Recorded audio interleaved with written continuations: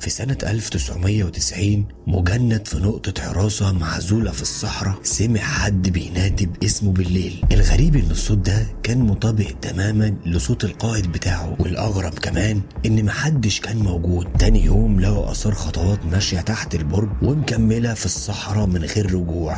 وبعد التحقيق اكتشفوا ان الاسم اللي اتنادى قبل كده من سنين ونفس اللي حصل ساعتها حصل تاني.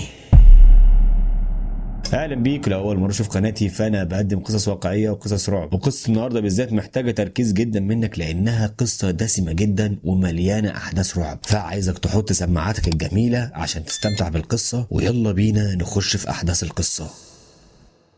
في سنة 1990 وفي عمق الصحراء الغربية بعيدا عن أي مدينة أو إشارة أو حياة، كان في نقطة حراسة اسمها النقطة 58، مكان معزول بالكامل وظيفته الرسمية تأمين الحدود. لكن الحقيقة اللي محدش كان بيقولها بصراحة إن المكان ده كان بيحصل فيه حاجات غريبة بقالها سنين، والقصة اللي هتتقال دي مش خيال، دي شهادة مجند اسمه طارق خدم هناك مع زميله سيد، واللي حصل لهم في أول أسبوع غير حياتهم للأبد. أول ما طارق وسيد وصلوا النقطة، المكان كان هادي بشكل مريب، مبنى صغير، برج مراقبة حديد، وسلك شائك ممتد في الصحراء. مفيش غير كام عسكري قديم كده كلهم ساكتين، نظرتهم ما كانتش مريحة وكأنهم كانوا عارفين حاجة محدش كان عايز يقولها. أول واحد استقبلهم كان الشاويش جابر، راجل كبير في السن، صوته ناشف ونظراته تقيلة. بصلهم وقال جملة واحدة بس: اسمعوا الكلام وعيشوا. الجملة كانت غريبة بس عدت في الأول كأنها تعليمات عسكرية. في أول قعدة ليهم مع العساكر حاول سيد يكسر الجو وقال بهزار: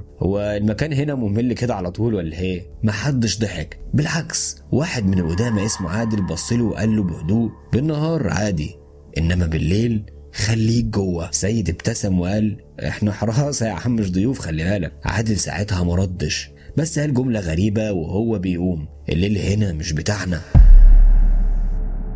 الكلام بدأ يضايقهم شوية بس برضه حاولوا يقنعوا نفسهم ان ده تهويل عادي، لحد ما جت اول نوبة حراسة ليهم. الساعة جت 12 بالليل والجو كان ساكن بشكل غريب. طارق وسيد طلعوا على برج المراقبة. السلم الحديد بيطلع فوق البرج بصوت عالي شوية عشان الصحراء كلها هادية، وكل خطوة كانت مسموعة كأنها في مكان فاضي. أول ما وصلوا لفوق بصوا حوالينهم على الصحراء، والصحراء كانت سودة بشكل مرعب، مفيش نور، مفيش أي حاجة، مفيش غير لمبة صغيرة اللي هي بتاعت البرج. سيد بص حواليه وقال بصوت واطي: هو انت مش حاسس ان المكان ده غريب شوية؟ طارق رد وهو مركز قدامه وقال له: يا عمي ركز في شغلك وخلاص. لكن الحقيقة ان الاتنين كانوا حاسين بنفس الاحساس، احساس ان هم مش لوحدهم. عدى شوية وقت وبعدين جه صوت خفيف من ناحية السلك الشائك كأن حد بيحركه. الاتنين بصوا لتحت، مفيش حاجة واضحة بس السلك كان بيتهز ببطء كأن حد هزه ومشي. السيد قال بسرعة: ده أكيد حيوان، ولكن صوته ساعتها كان فيه توتر. سكت وبعدين الصوت جه تاني، أقرب المرة دي وأوضح، كأن حد ماشي جنب السلك خطوة ورا خطوة. طارق شد نفسه وبص كويس لكن مفيش أي حد، لا كان في ظل ولا حتى حركة. وفجأة الصوت اتغير وكان حد بينادي: سيد محمود عبد الله. الصوت كان واضح جدا وبنفس نبرة الشاويش جابر بالظبط. سيد اتجمد مكانه وبص لطارق ببطء وقال له: هو الشاويش طلع فوق ولا ايه؟ طارق رد بسرعة قال له: لا، انا شايفه تحت عند المبنى. سيد ساعتها حس ببرودة بجسمه وبص ببطء ناحية السلم. في اللحظة دي جه صوت خطوات وحديد بيخبط في حديد وحد بيطلع السلم، خطوة ورا خطوة ورا خطوة، والصوت كان بيقرب لحد ما وصل لآخر درجة. وفجأة الصوت سكت. الاتنين واقفين عيونهم على فتحة السلم مستنين اي حد يطلع، ولكن مفيش ولا حد طلع ولا حتى حد نزل. كأن اللي كان طالع وقف عندهم من غير ما يظهر، والصمت اللي جه وقتها كان اسوأ من اي صوت. سيد ساعتها همس بصوت مكسور: هو في حد هنا؟ طارق مردش ولكن كان عارف ان الليلة دي مش هتعدي عادي. الليلة الاولى عند النقطة 58 ما خلصتش عند الصوت، بالعكس دي كانت البداية. بعد اللحظة اللي سكت فيها صوت السلم فضل طارق وسيد مكانهم ومش عارفين يتحركوا، عيونهم ثابتة على فتحة البرج وكل واحد مستني التاني يتكلم، بس الحقيقة ان الاتنين كانوا عارفين ان في حاجة حصلت والحاجة دي مش طبيعية. مرت دقايق تقيلة جدا لحد ما سيد كسر الصمت ده بصوت مهزوز وقال احنا ننزل. طارق حاول يبان ثابت وقال لا نكمل النوبة دي زي ما هي، ونبرة صوته في الوقت ده كانت بتخونه. الوقت بقى تقيل وكل ثانية كانت اقوى من اللي قبلها، مفيش صوت مفيش حركة، كأن اللي حصل من شوية ما كانش حقيقي. لحد ما سيد فجأة شد طارق من دراعه وقال له بص. طارق لف بسرعة وبص ناحية السلك الشائك، ودي كانت أول مرة يشوفوا حاجة بعينهم. في أثر، كان أثر خطوات بيضة واضحة جدا على الرمل، والمشكلة إن الأثر ده كان جاي من ناحية البرج وماشي على حد الصحراء من غير أي رجوع. سيد قال بسرعة وهو بيبص حواليه مين نزل؟ طارق رد وقال محدش نزل ولا شفنا حد، احنا فوق من اول ما بدأنا. الاتنين سكتوا لان الاجابة كانت واضحة ومش مريحة. النوبة خلصت بالعافية وكانوا متوقعين ان هم يشوفوا اي حد، بس المكان كان ساكت كأن مفيش حاجة حصلت. رجعوا العنبر والعساكر نايمين، ولكن الشاويش جابر كان قاعد بره العنبر بيشرب شاي. اول ما شافهم بص لهم نظره سريعه كده وقال لهم هو انتوا شفت حاجه؟ السؤال ساعتها كان مباشر بشكل غريب، حتى طارق وسيد بصوا لبعض، وسيد قال بسرعه لا يا فندم ما فيش اي حاجه. الشاويش فضل باصص فيهم شويه وبعدين قال بهدوء طب كويس. الصبح الشمس طلعت وكأن الليلة اللي فاتت ما حصلتش، بس طارق ما قدرش ينسى اللي شافه. اول ما جه وقت الفطار بعد ما فطروا أخد سيد وطلع على البرج تاني، نفس المكان ونفس السلم، بس في ضوء النهار طبعا كانت كل حاجة باينة بوضوح. نزلوا تحت البرج وبصوا على الأرض، ولكن الأثر كان لسه موجود، خطوات بيضة واضحة طالعة من نقطة معينة عند البرج ومكملة في خط مستقيم ناحية الصحراء من غير أي رجوع ولا أي لخبطة، وكأن اللي مشي يكمل وما بصش وراه. سيد قال وهو باصص مكانه طب انا مش فاهم ده ازاي؟ فطارق ما ردش عليه لان طارق ما كانش عنده تفسير. رجعوا للمعسكر، ولكن المره دي قرروا يسالوا مش بهزار خالص، بجد. راحوا العادل العسكري القديم وقعدوا معاه لوحدهم، وطارق قال له مباشره هو ايه اللي بيحصل هنا؟ عادل سكت شويه وبعدين قال لهم هو انتوا شفتوا ايه؟ سيد رد بسرعه وقال اثر خطوات وصوت كان بينادي باسمي. عادل اول ما سمع الجمله دي وشه بدا يتغير، بص حواليه وبعدين قرب منهم وقال بصوت واطي لو سمعت اسمك بالليل اوعى ترد. سيد بدأ يتوتر وقال طيب ليه؟ عادل رد من غير ما يبص له وقال له عشان اللي بينادي ده مش انسان. الكلام كان تقيل، ولكن المرة دي محدش ضحك لان هم شافوا بعينيهم. في نفس اليوم قبل الغروب الشاويش جابر جمعهم كلهم وقال كلام غريب كأنه بيأكد اللي حصل. قال لهم الليلة محدش يطلع لوحده، واي صوت تسمعوه محدش يتحرك ناحيته. واحد من العساكر الجداد قال له يا فندم احنا حراسة. جابر قطع بسرعة وقال له نفذ بس. الليل بدأ ينزل تاني ومعاه نفس الإحساس ونفس السكون التقيل، بس المرة دي طارق وسيد كانوا مستنيين، مش مستنيين الشغل أبدا، ده مستنيين الحاجة اللي بتطلع في نص الليل. الليل نزل تاني عن نقطة 58، بس المرة دي كان مختلف. توتر بان على وشوش العساكر ومحدش بيهزر ولا حتى بيتكلم كتير، وكل واحد مركز في صوت اللي جواه اكتر من اي حاجه حواليه. طارق وسيد كانوا قاعدين جنب بعض قبل النوبه وما كانش حد فيهم بيتكلم، بس كل واحد فيهم عارف ان اللي جاي مش هيكون زي اللي فات، وخصوصا بعد تحذير الشاويش جابر. قبل ما يطلعوا البرج طارق قرر يسال السؤال اللي جه في دماغه من اول يوم. واقف قدام الشاويش جابر وقال له يا فندم هو في ايه هنا بالظبط؟ الشاويش بصله كده بنظره حاده شويه وقال له انتوا لسه جداد ومش لازم تفهموا كل حاجة من أول مرة. طارق ما سكتش وقال له احنا شفنا أثر يا فندم وكمان سمعنا صوت بينادي. هنا جابر سكت لحظة وقال بهدوء غريب يبقى خلاص سمعته. سيد قال له بسرعة سمعنا ايه؟ فجابر رد وهو بيبص ناحية الصحراء وقال له اللي بيفتح الباب. الجملة دي كانت أغرب من أي حاجة اتقالت قبل كده. فطارق قال له طيب باب ايه يا فندم؟ فجابر لف وقال له يا ابني النقطة دي مش بس معمولة عشان حراسة حدود، النقطة دي معمولة عشان تخفي حاجة معينة. سكت شوية وبعدين قال من سنين قبل ما انتوا تيجوا كان في عسكري هنا اسمه محمود رضوان، في ليلة زي دي كان واقف نوبة على البرج وسمع نفس اللي انتوا كنتوا بتسمعوه. سيد بلع ريقه وهو بيسمع، وجابر كمل وقال وفي الغلط اللي كله بيقع فيه للأسف رد.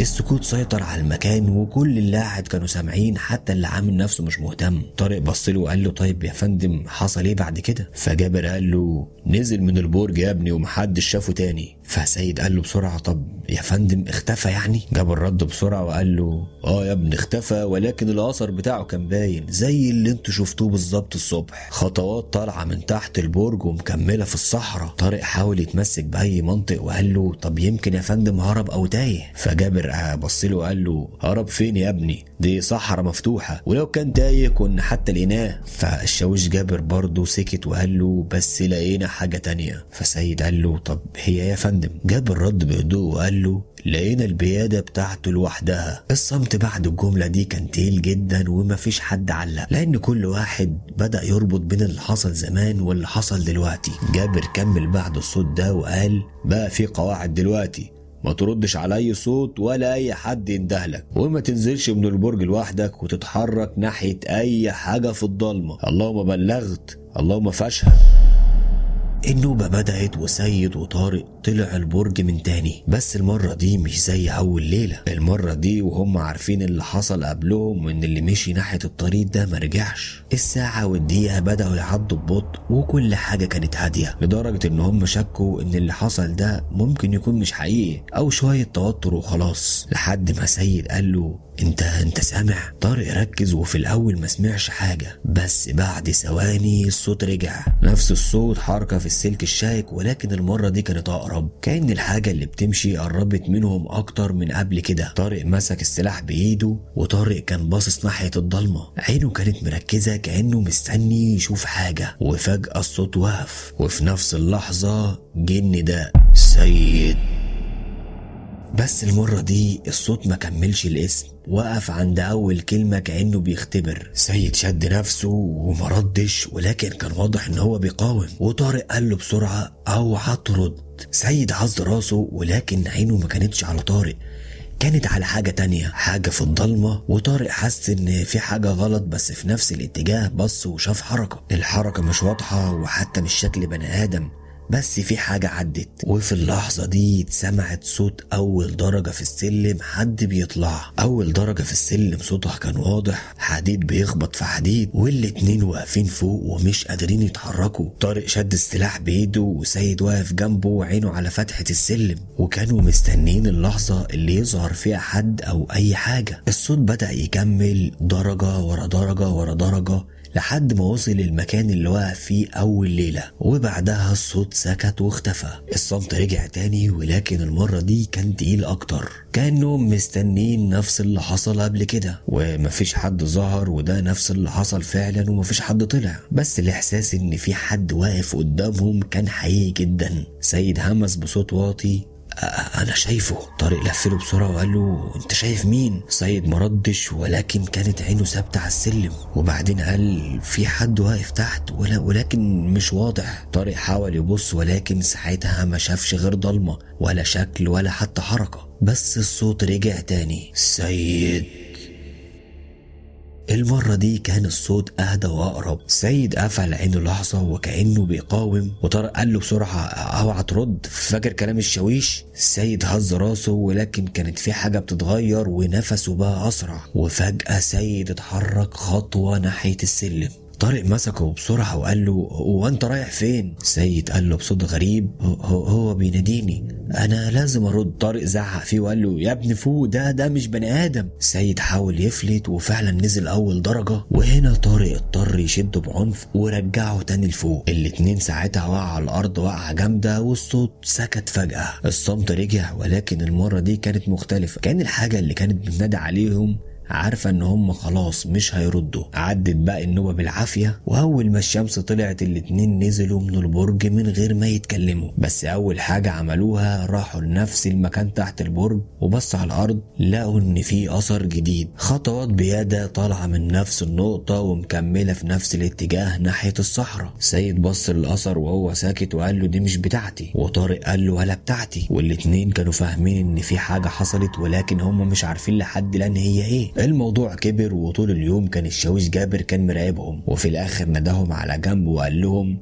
انتوا كسرتوا القاعدة. طارق رد بسرعة قال له يا فندم محدش رد عليه، وسيد لما حاول ينزل انا مسكته. جابر هز راسه ساعتها وقال بس هو سمع وده كفاية. سيد اتوتر وقال له يا فندم طب يعني ايه؟ فجابر رد عليه وقال له اللي بيسمع يا ابني بيتسجل عليه الدور. الجملة ما كانتش مفهومة، ولكن الاحساس وراها كانت كأن في حاجة اتغيرت. في نفس اليوم القيادة بعتت لجنة لتفتيش النقطة، وده كان غريب لان الزيارات دي ما كانتش بتحصل كتير. ضابط كبير وصل وكان معاه ساعتها مهندس إشارة، وبدأ يراجعوا كل حاجة خصوصا أجهزة اللاسلكي والأبراج. وبعد ساعات الحقيقة بدأت تظهر. المهندس ده لقى إن في تردد قديم جدا كان شغال في المنطقة، تردد عسكري كان مهجور من السبعينات وبيظهر الليل بس، ولكن ده بسبب طبيعة الجو في الصحراء. التردد ده كان فيه تسجيلات قديمة، نداءات بأسماء جنود وأوامر محفوظة من زمان، ومن ضمن التسجيلات دي كان في نداء كامل باسم سيد محمود عبد الله، الاسم نفسه وبنفس النبرة. الضابط قال إن التدخل في الإشارة ممكن يخلي الصوت قريب جدا كأنه طالع من حد جنبك، وده تقريبا كده يفسر ان ده اللي هم سمعوه. اما صوت السلم فكان تمدد الحديد مع برودة الليل وبيعمل صوت شبه خطوات خصوصا في السكون التام. طارق سمع الكلام وهو ساكت وقال له طب يا فندم والاثر؟ الضابط سكت شويه وقال الاثر ده حقيقي ولكن مش اللي فاكرينه. فتحوا سجلات قديمه للنقطه وبداوا يوصلوا لسجلات قديمه محدش كان بيتكلم عنها. من سنه 1986 في اكتر من حاله اختفاء حصلت في نفس النقطه، مش واحد بس، لا ده اكتر من واحد، وكلهم كانوا بيسمعوا نفس الاصوات. كلهم كانوا بيخرجوا من البرج في وقت مختلف بالليل وبيختفوا في الصحراء. واللي حصل ده ما كانش قوة خارقة، ده كان انهيار، ضغط نفسي وعزلة وصوت من كتر الضغط انت بتسمعه بالليل، وده كان كفيل بان يخلي اي حد يفقد تركيزه ويفضل يمشي وراه. والاثر اللي بيظهر كل مرة ده كان لجنود كانوا بيمشوا لوحدهم ويروحوا في اتجاه واحد. بس المفاجأة كانت في اخر حاجة لقوها في دورية بعد كده بكام يوم. طارق وهو ماشي في نفس الاتجاه لمح حاجة مدفونة في الرمل، قعد على الارض وبعدين طلعها بايده، وكانت قلادة عسكرية قديمة. قعد كده ينظفها وبص فيها، والاسم كان مكتوب بوضوح سيد محمود عبد الله وتاريخ التجنيد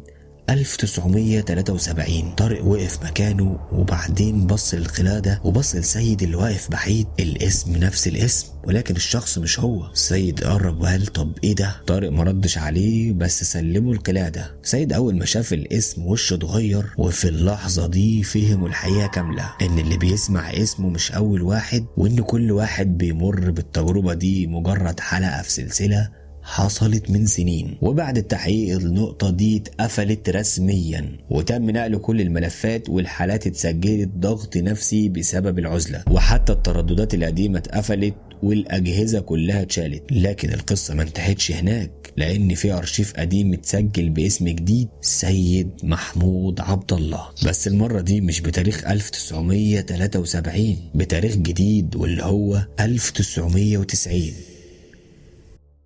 وبكده تكون قصتنا انتهت لحد كده. قولوا لنا لو في موقف حصل لك زي كده في الجيش، لو حصل لك موقف زي كده ممكن تحكي لنا في التعليقات من تحت. ولو عجبتك القصة طبعا ما تنساش تشترك في القناة وتفعل زر الجرس، لان احنا بنتعب جدا جدا في القصص دي. اشوفكم في قصة جديدة، وسلام عليكم.